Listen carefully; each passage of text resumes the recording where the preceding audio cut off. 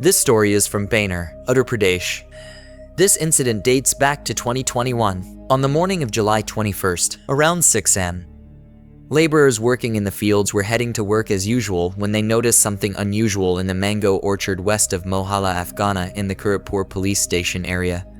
There, on a charpoy traditional bed, lay the dead body of a young man. The laborers immediately informed the locals. When the residents arrived, they, too, saw the lifeless body on the charpoy. The news spread quickly, and someone informed the Kiratpur police. Inspector Satyendra Kumar, along with his team, promptly arrived at the scene. The police inspected the body, which appeared to belong to a young man aged around 27-28 years. There were 3 deep wounds on his forehead, seemingly inflicted by a sharp weapon. During a search of the deceased's clothing, the police found an Aadhaar card.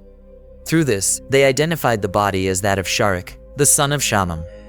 Inspector Satyendra Kumar immediately informed Sharik's family and sent the body for post-mortem examination. When Sharik's father, Shamim, arrived at the police station, he filed a complaint under Section 302 of the Act against unknown individuals. During the investigation, Inspector Satyendra Kumar questioned Shamim, who revealed that Sharik had not visited home for about 1.52 years. Sharik had been living with his friends, and whenever he ended up in jail, unknown individuals would bail him out. Inspector Satyendra Kumar traced Sharik's bail guarantors and friends. Among them, a suspect named Anas came to light. Anas was Sharik's closest associate. They did everything together. The call records and phone location data from the day of the incident placed Anas at the crime scene with Sharik. Additionally, there was another suspicious number in their call details, a number that had called Sharik at midnight on the day of the incident. This number was traced to a woman named Muskin. As the investigation progressed, evidence pointed to the involvement of both Muskin and Anas in Sharik's murder. The police launched a manhunt for their arrest, as both had fled from their homes. On the morning of July 25, 2021, around 5:10 a.m., Inspector Satyendra Kumar arrested Anas and Muskin near the Modichur gate. During interrogation, they confessed to the murder and revealed their motive. Muskin was the only daughter in the family of Nazim Ansari, who lived in Harjap village under the jurisdiction of Najina Dihat police station. Being the only daughter, she was pampered a lot, which made her uncontrollable. In Baner, Shamim Ahmed's family lived in Bada Kamhar locality. Shamim had 5 sons and 1 daughter, who was married. Among the sons, Sharik, the 4th, was unemployed and drawn to a life of crime for quick riches. During his visits to Harjap village, where his friend lived, Sharik met Muskin. Their friendship deepened over time, eventually becoming intimate. Obsessed with Muskin, Sharik even transferred a plot of land in her name and declared her its sole nominee in a notarized affidavit. However, while Sharik was serving a long prison sentence, Muskin grew close to Anas, Sharik's childhood friend, who also had a criminal background. As Muskin and Anas's relationship blossomed, they began to see Sharik as an obstacle. Muskin, lured by greed for the plot and Anas's companionship, conspired with Anas to eliminate Sharik. Anas agreed, as he, too, stood to gain Muskin and possibly the plot. On the night of the murder, Anas got Sharik drunk and took him to the mango orchard in Mohalla, Afghana. Around midnight, Muskin called Sharik, and shortly after their call ended, Anas struck Sharik's forehead thrice with an iron rod, killing him instantly. The police later recovered Sharik's phone, the murder weapon, and documents related to the plot, including Muskin's Aadhaar card and the affidavit. After completing all legal formalities, the police presented both Anas and Muskin in court. The couple was sent to jail. Today's second story is from Mathran, Maharashtra. Mathran has a locality called Induranagar. In this area, there is a hotel named Sai Sadin Lodge. The incident took place in 2021. On January 11th, a couple arrived at Sai Sadin Lodge. They booked room No. 207. The couple ordered dinner that night, but after that, there was no activity from the room. The next morning, on December 12th, when the housekeeping staff knocked on the door for breakfast, there was no response from inside. After waiting for some time, the housekeeping staff informed the manager. The manager assumed that the occupants were either sleeping or had stepped out. However, when suspicion arose, they used the master key to open the door. As the door opened, no one was visible in the room. But when the room was thoroughly inspected, a horrifying scene came to light. Under the bed lay the lifeless body of a girl. The body was in a naked state, and the most horrifying part was that her head was missing. Seeing a headless corpse was unbearable for anyone. The police were immediately called. The room was carefully searched, but no clue was found to identify who the girl was. When the police examined the body closely, another strange fact emerged. The girl's arm had a tattoo, but it was brutally scratched with a knife. Only faint traces of the tattoo remained, making it impossible to understand what it depicted, whether it was a name, a design, or something else. It became evident to the police that the killer had done this to erase her identity. Removing the head and disfiguring the tattoo served the same purpose, to ensure that the body could not be identified. Now, the biggest question before the police was, who is this couple? When the lodge's register was examined, two names were recorded, Amjad Khan and Rubina Begum. They had identified themselves as husband and wife and provided an address in Mumbai. The staff informed the police that the couple had arrived at the lodge on December 11th, late in the afternoon.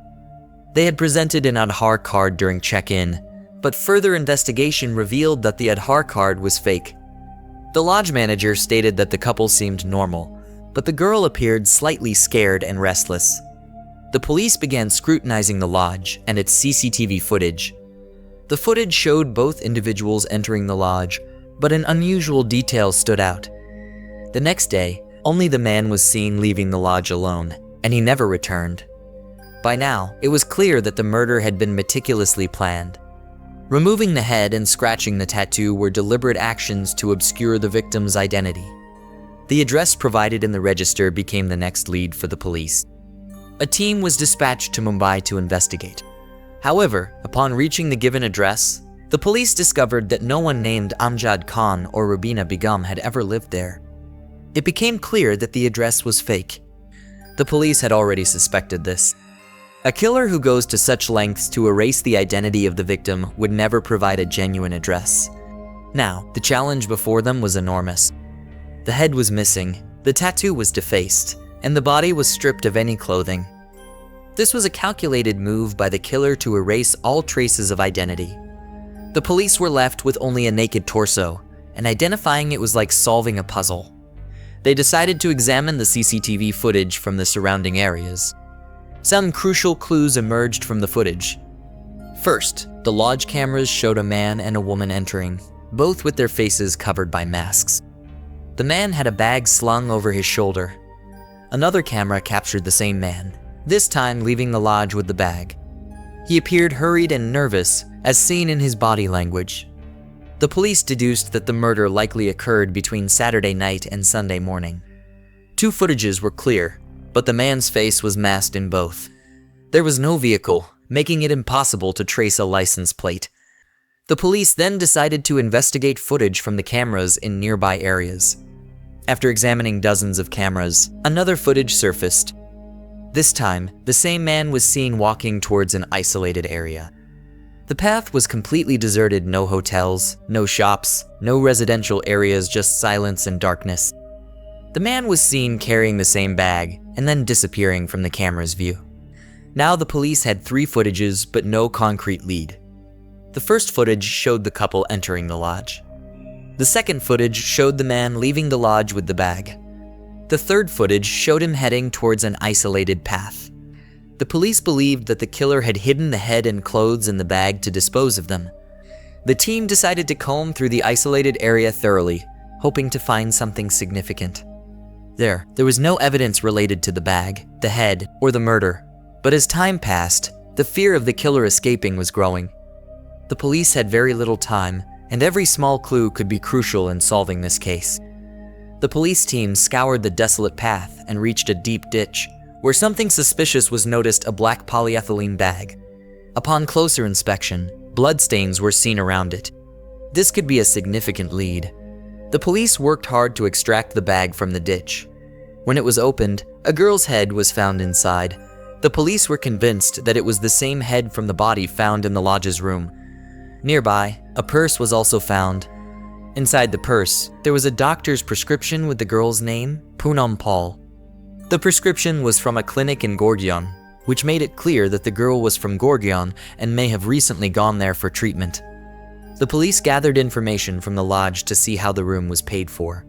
It was discovered that the payment was made using the girl's card. Through the card, the police traced her name and gathered all her details. Following the address, the police reached the girl's home in Gorgion, where they confirmed that there was indeed a girl named Poonam Paul who had gone there with her husband. Based on the information from Poonam Paul's family, the police tracked her husband, Ram Sulochan Pal. Ram worked as a software engineer at an IT firm in Balapur, near Mumbai. The police obtained his family's contact information and began tracking his mobile location and call details. Ram's mobile was off from Saturday noon until Sunday morning at 10 a.m. The last known location of his mobile was near his home in Balapur, and he had used it just before turning it off.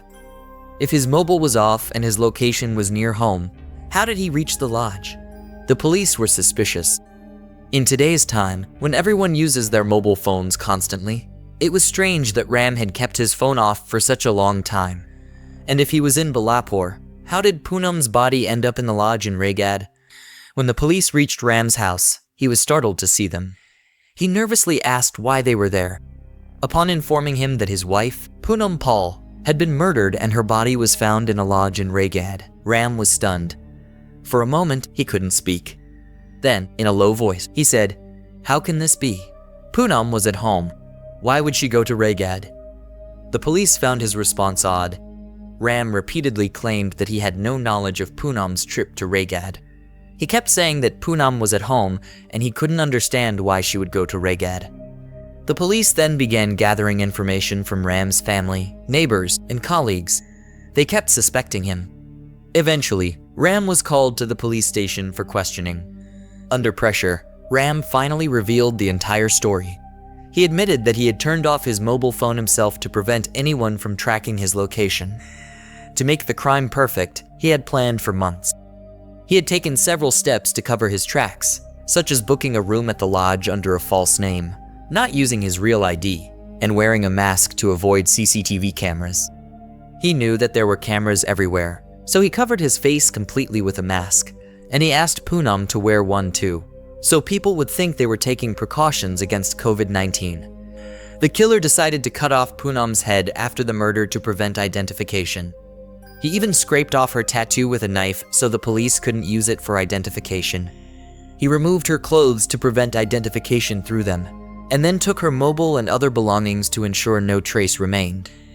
The most important thing was that he turned off his mobile phone to avoid being traced. He deliberately left it at home, making the police believe he had never left his house. The killer had taken almost all the right steps, but made one major mistake. He underestimated the CCTV cameras. He had missed a few cameras around the lodge and nearby areas, which exposed his identity. The CCTV footage ruined his entire plan and led the police to his identity. Ram Sulochan Pal had a story to tell. He revealed that he was a software engineer from New Panvel. He and Poonam Paul had married in May 2021. After the marriage, Poonam lived with her parents in Malad as she worked as a nurse. During her vacations, she would visit Ram in Panvel. However, over time, Ram started to suspect his wife. He believed she was too open-minded and easily interacted with men, which made him uncomfortable.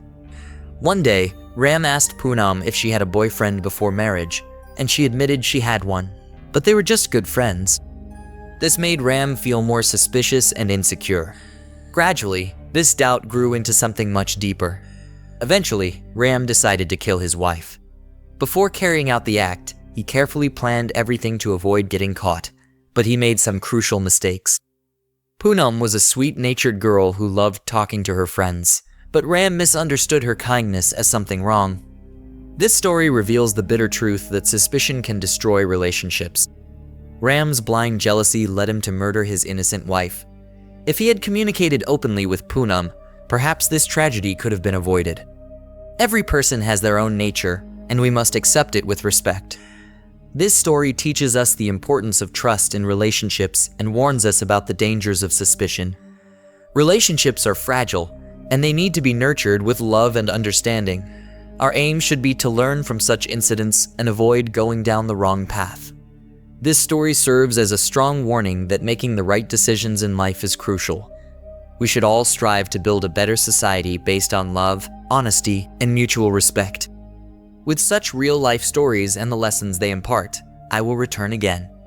Until then, stay safe, stay vigilant, and remember to think carefully before taking any step.